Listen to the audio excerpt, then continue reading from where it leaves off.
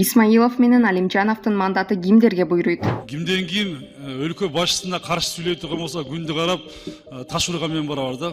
Ата журт Кыргызстан партиясынан Фархат Исмаиловдун ордуна Футбол Федерациясынын мурдагы президенти Канатбек Маматов келиши мүмкүн экени айтылууда. Себеби Маматов Исмаиловдон кийин эле эң көп добуш алган талапкер деп бир катар жалпыга маалымдоо каражаттары кабарлады.